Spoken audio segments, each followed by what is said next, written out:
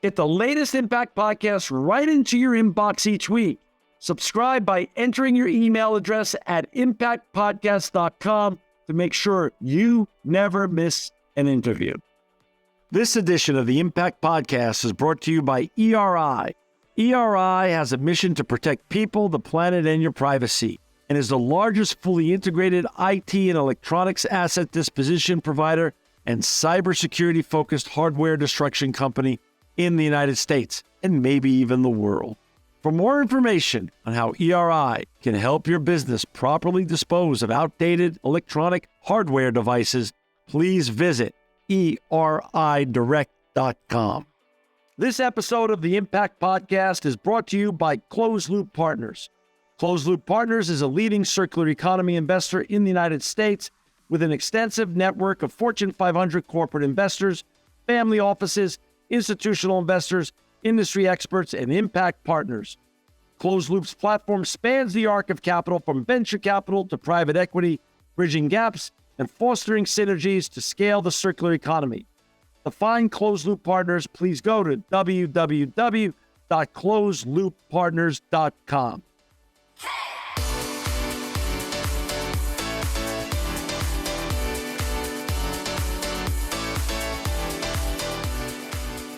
Welcome to another edition of the Impact Podcast. I'm John Shigarian, and I'm so excited and honored to have with us today my longtime good friend, Jim Keefe. He's the EVP and group publisher of the Recycling Media Today Media Group. Welcome, Jim, to the Impact Podcast. Welcome back, I should say. Well, John, it's great to be with you again. Thanks so much for the opportunity and for taking the time to visit with us here at Recycling Today. We appreciate it very much. It's not only a pleasure, but it's an honor, and you've been such a good friend over the last 20 or so years.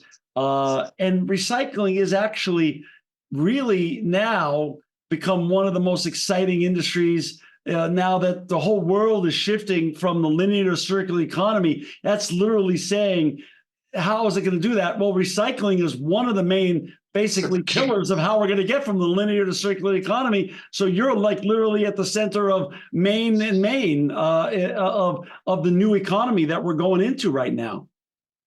That's absolutely true. You know, the truth is that recycling is often a misunderstood industry, but it is a cornerstone to creating a sustainable circular economy and to conserving resources and maximizing value of resources.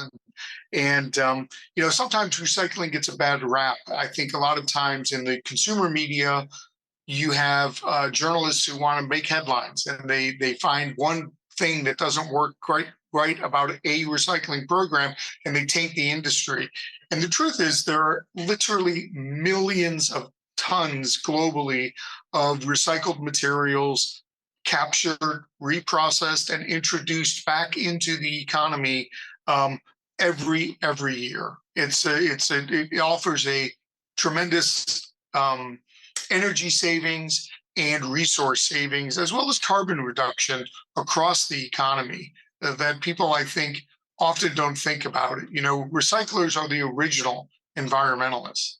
Really true. And like you said, back in the day, 20, 30 years ago, maybe even more recently, it got sort of this sort of crunchy granola, tree hugger type of reputation. It's actually the opposite. There's such value to be gotten out of recycling when done correctly. Just like sustainability. Sustainability, people used to think, the C-suite used to think sustainability is going to cost me more. If done right, sustainability for any organization means resiliency. Means potentially more capital to the organization and more efficiencies.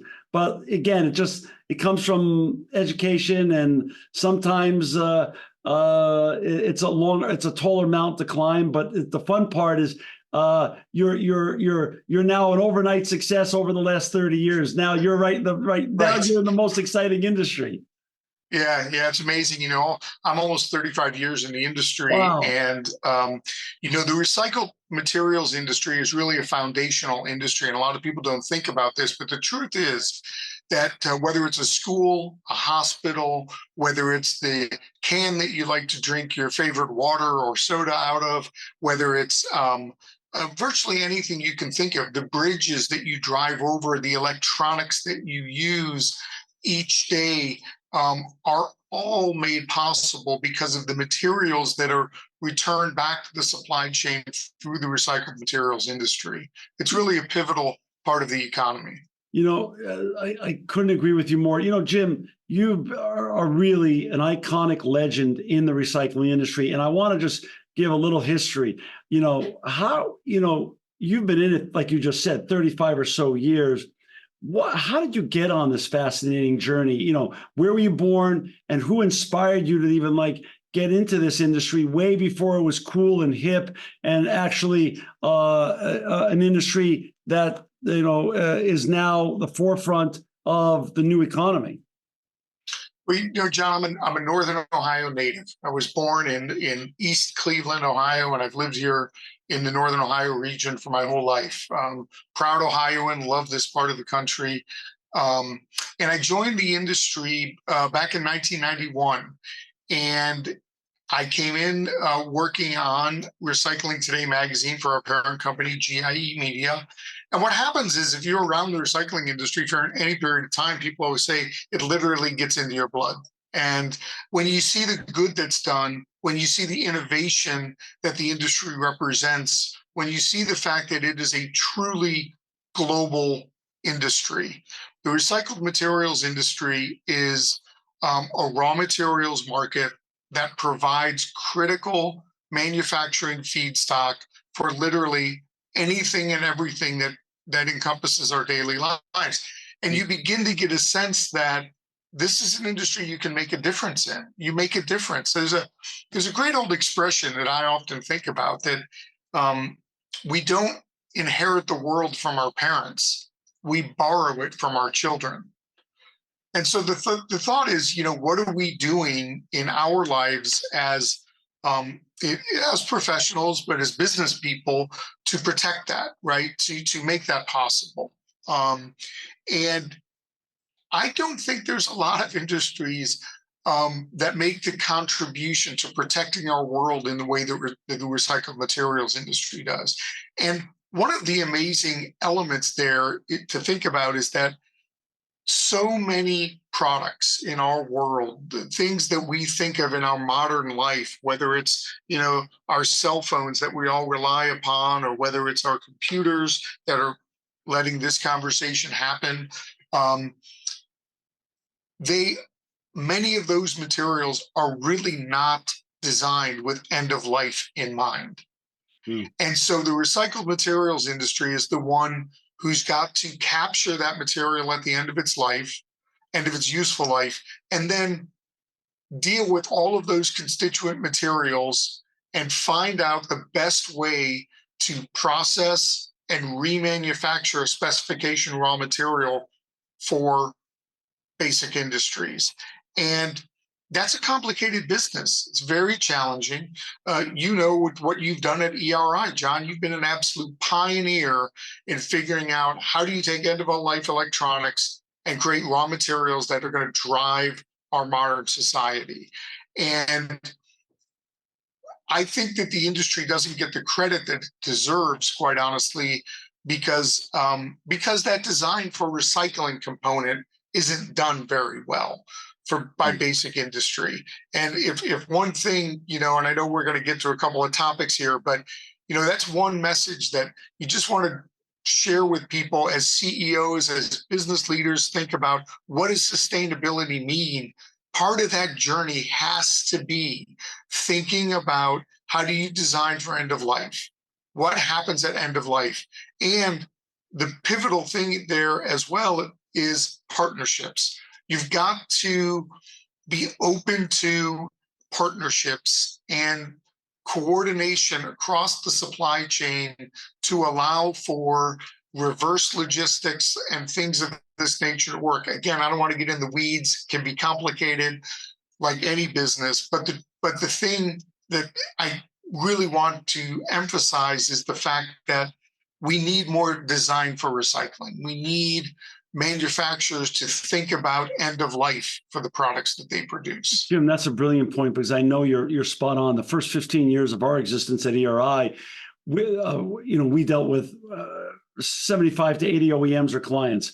We never had tours by their engineers. Now they have whole sections. They have actual divisions called exactly what you just said, Design for Sustainability. And at least now, once a month, one OEM at least a month comes now through one of our facilities and with their engineers, their Design for Sustainability engineers and executives, and they are wanting to know what happens at end of life and how do we now design our products better to be better recycled, to recover more materials. Exactly what you say is happening, and that trend is accelerating, and that actually feels right and feels good. It's wonderful beginning, and we're seeing more and more of that across the economy, and I think it's so very important. You look at things like, and not calling out companies, but like the way a company like Amazon has changed the entire supply chain, right? True. And we all love the convenience of just ordering it and it comes to our doorstep.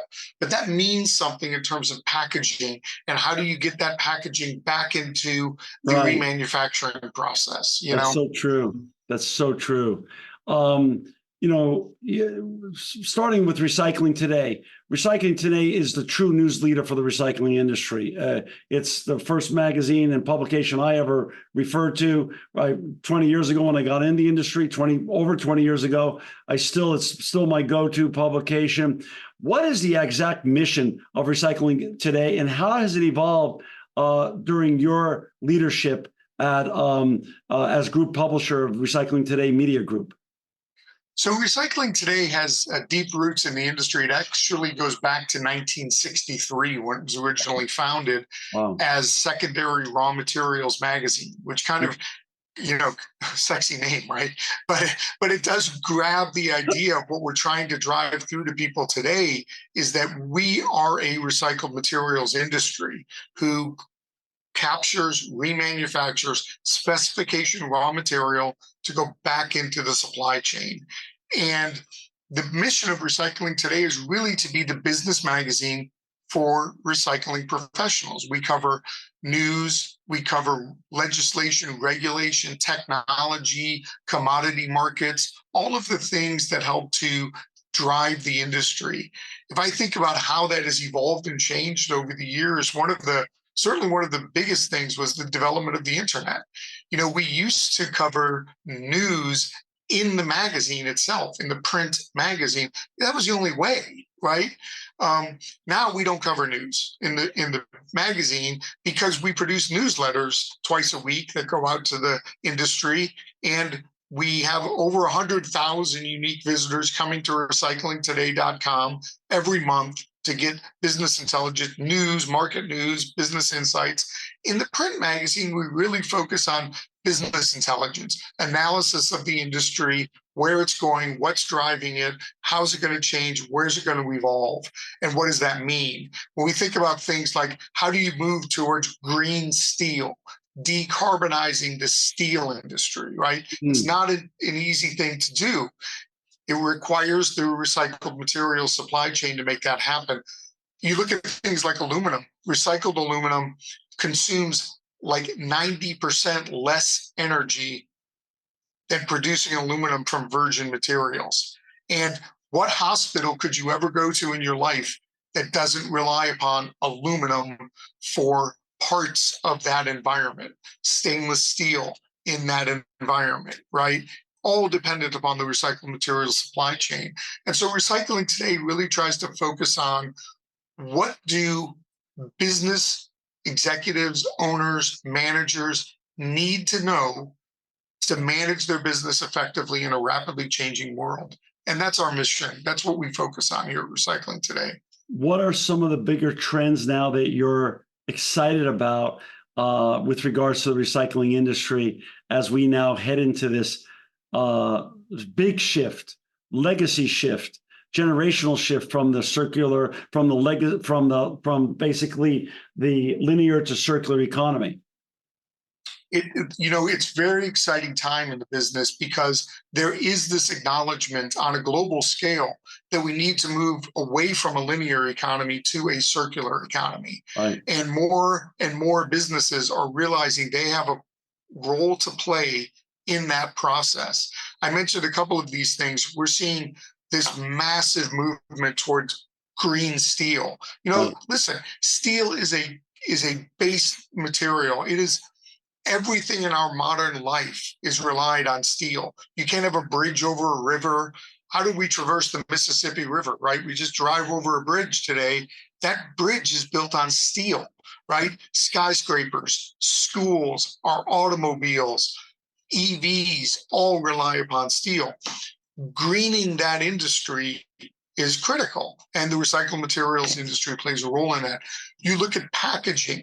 I mentioned, our nice ability to just order something online and every shows up at my doorstep the next morning, right?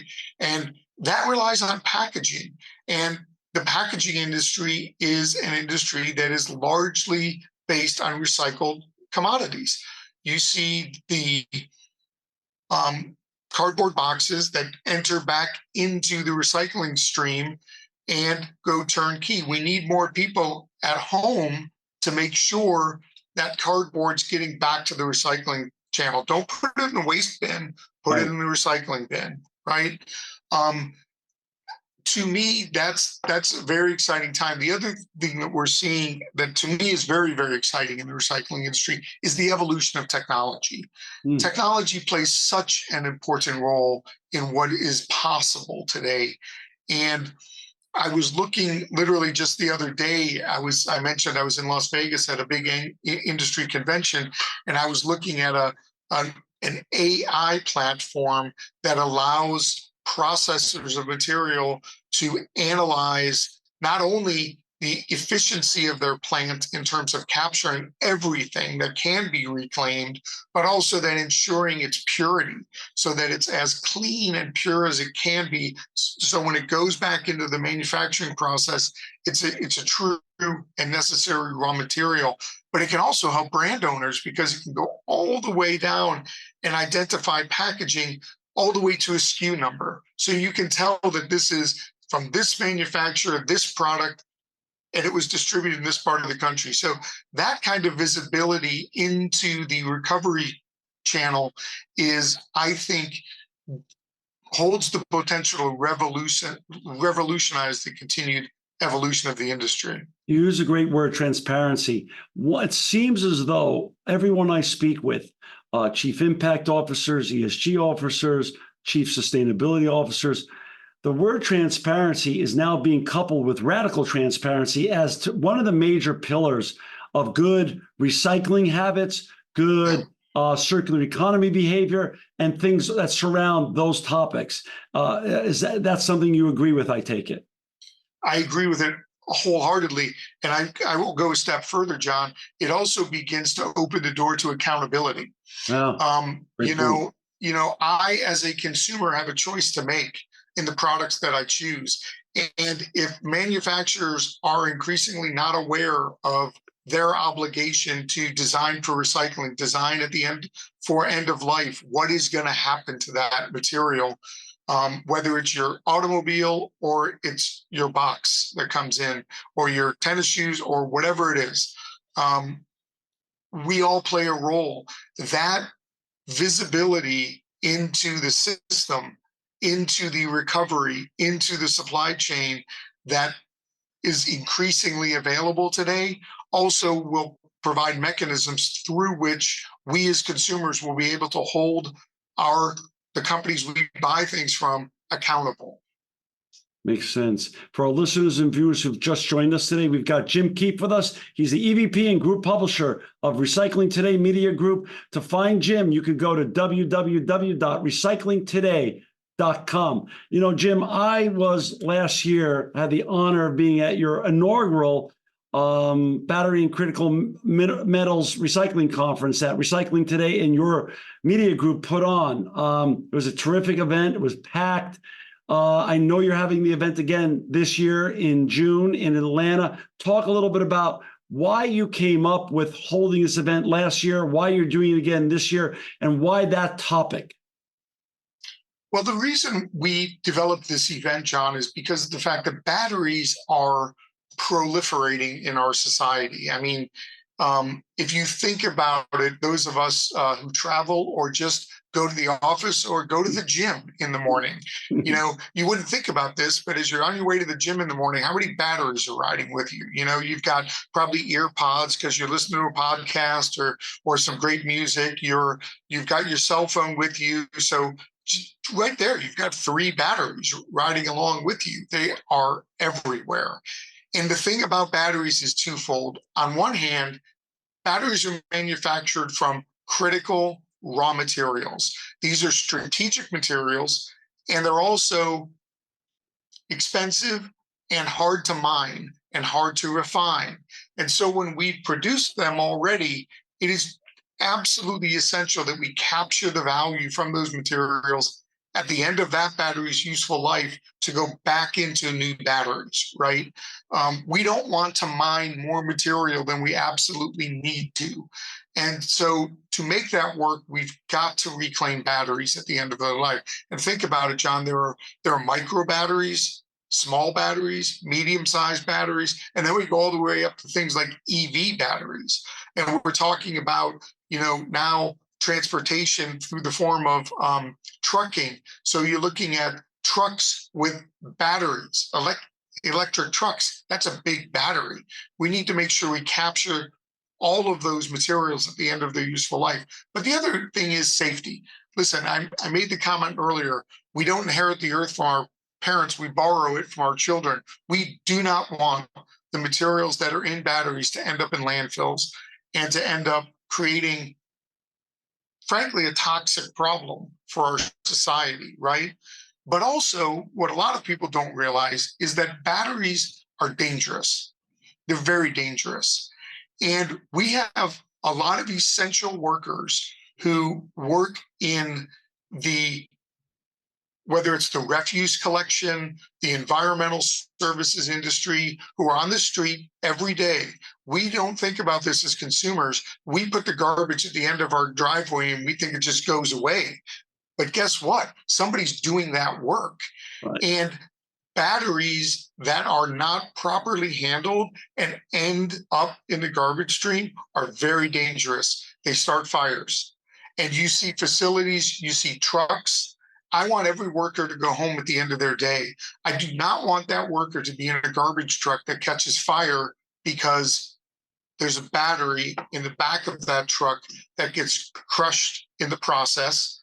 It breaks and it ignites. That's the thing about batteries. If you take a lithium-ion battery out to your driveway, you smack it with a hammer, it'll ignite right there. They're very dangerous. We have to handle them properly. So the conference is designed to really help practitioners in the environmental services space to understand, how do I do this? How do I capture it? How do I safely manage that stream of material? How do I ship it in a way that is conscientious? And what are the markets through which we can push that material back into the supply chain so it could be a recycled materials circular chain? And the good news is, when handled responsibly, these batteries are 97, 98% recyclable. Absolutely. That's the critical thing to remember. Right. There's a lot of value there. And when you think about things like zinc and lithium and cobalt and all these really critical materials that are in these batteries, they're hugely valuable, very expensive. And so the economic proposition is there, but the industry needs to learn and grow as to how we can best handle those materials. And that's what we've tried to create with the event, is a forum through which people can learn and grow the infrastructure to support end-of-life batteries. When and where is the event being held this year, Jim?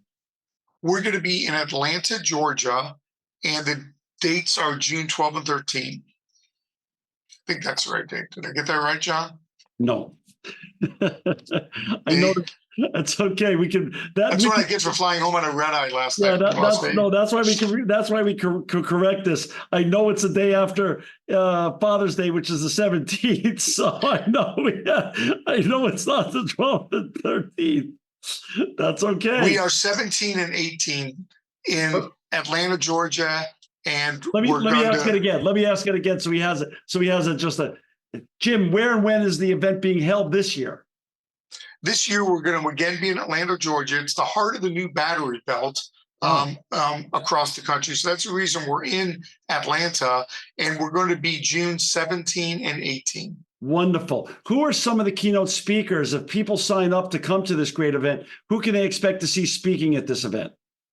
Well, we've got a lot of really great speakers.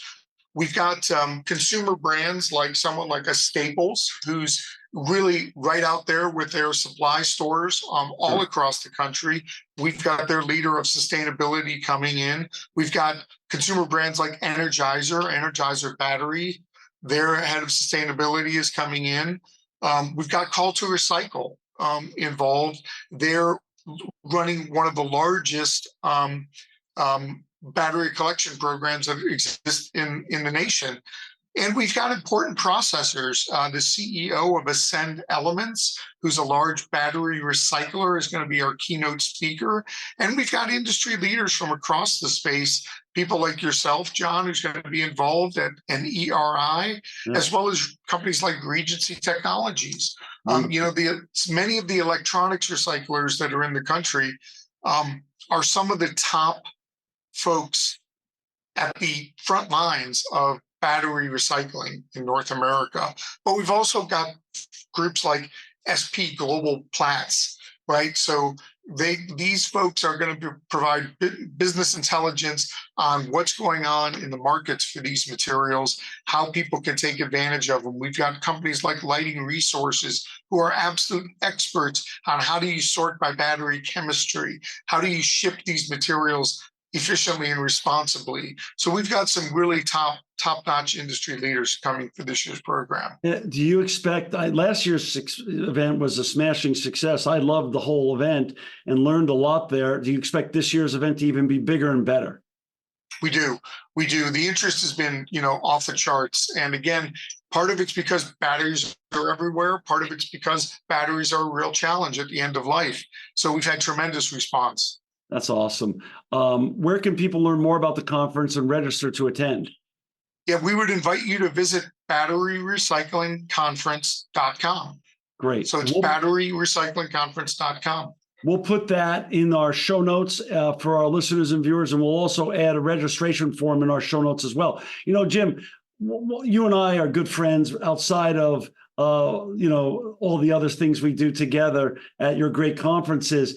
But it's fun to text you or to call you because it's like anytime I call or text you, it's fun to just even guess where you're going to be. One day I call you, you're in the on some island somewhere. The next time you're in the Middle East or Asia or South America. Talk a little bit about the events you're producing this year and the rise of the events, and not only the rise of the varied type of events you have, but also in the geographies that you're holding them, because it's fascinating. You travel for a reason and with a real purpose and intention. Talk a little bit about the intentionality of the spread of geography of all your events, and then also the diversity of your events. So we cover a wide swath. Recycling Today, I mentioned earlier, business magazine for recycling professionals. Recycling isn't restricted to a material. Right. It's a lot of different materials. And so our events are designed to sort of encompass that. Our oldest event is the Paper and Plastics Recycling Conference, and that looks at paper, packaging, plastics, all of those sorts of materials, and how do those get recycled, and what's the supply chain look like for that recycled material stream. We also produced an event, a little bit technical here, called the MRF Operations Forum. But a MRF is a materials recovery facility. And that event is designed to help people optimize the operating efficiencies of their plants. That lowers cost in the recycling stream, but it also ensures maximum recovery, right? So we have an event fully dedicated to that. We do an event called Scrap Expo, which is dedicated to the metals recycling business and how people can, whether it's ferrous, non-ferrous, specialty alloys, all of those types of materials, how do we complete that recycled materials supply chain process? What's the technology? What's the machinery? What's the commodity markets look like for those materials. That event has attendees come from all over the world. I should have mentioned that last year, our Paper and Plastics Recycling Conference, which we host in Chicago every fall, we had attendees from 20, I think it was 28 nations attend the event, right? Who've all come into Chicago to spend several days just deep into the weeds on how do we make the recycling industry work and make it better. We have our Battery and Critical Metals Recycling Conference, which we mentioned.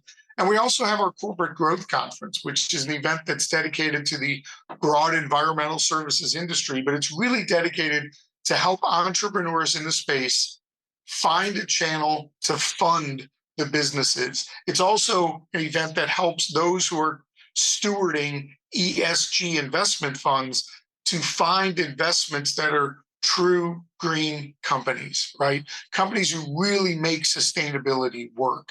And that's a big part of what we do with the Corporate Growth Conference. So that's produced under our Waste Today brand, but it's a really critical piece in the link. And then, we participate in events all over the world. As you were mentioning, I'm heading to Munich, Germany on Saturday to be there for the EFOT convention, which is the largest recycling and environmental machinery show in the world. And 2 weeks later, I'll be in Copenhagen, Denmark for the Bureau of International Recycling's annual convention. And we'll have people from all over the world. Very early next year, we'll be back in India for the Materials Recycling Association of India's annual conference. So we try to be very involved globally. And the reason is because supply chains are global, right? No supply chain is independent of others across the world. And you know that well, John, your business is very far reaching. Borderless. It's a borderless industry. Yeah, it's borderless. And so we very much try to be engaged and involved across the supply chain, and also to understand what are the newest trends. What's happening in legislation and regulatory frameworks that may change the way the industry has to work or respond? And what is happening in the technological world? How are we moving technology forward to be able to increase recovery and increase quality? It's amazing to me how technology has advanced. I mentioned a few minutes ago AI technology that's being used in the industry today. But my goodness, we use robotics, near-infrared sorting technology. It's so advanced. And so we want to keep up on that so we can share that with our readers. That's exciting. Jim, it's always just exciting to talk with you. Again, for our listeners and viewers, to find Jim and to subscribe to his great publication, please go to www.recyclingtoday.com to sign up for the Battery Recycling Conference, which is upcoming. And I'll be there with some of my colleagues from ERI. Please go to www.batteryrecyclingconference.com. Jim Keefe, you're not only a good friend, but you're also just a wealth of information when it comes to the recycling industry. I'm so grateful for not only your time today on the Impact Podcast, but for all that you do with your colleagues at the Recycling Today Media Group to make the world a better place. Well, that's very kind of you, John. Thanks so much for the support and for all that you do supporting the industry. And very much thank you for the opportunity to be on the Impact Podcast and share some of what we're doing with you and all of your listeners. Thank you. This edition of the Impact Podcast is brought to you by Engage.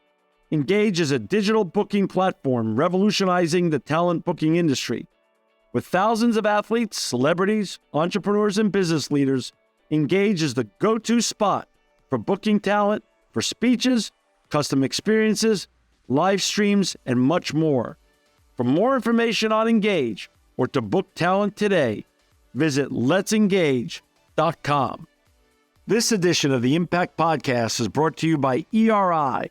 ERI has a mission to protect people, the planet, and your privacy, and is the largest fully integrated IT and electronics asset disposition provider and cybersecurity-focused hardware destruction company in the United States, and maybe even the world. For more information on how ERI can help your business properly dispose of outdated electronic hardware devices, please visit eridirect.com.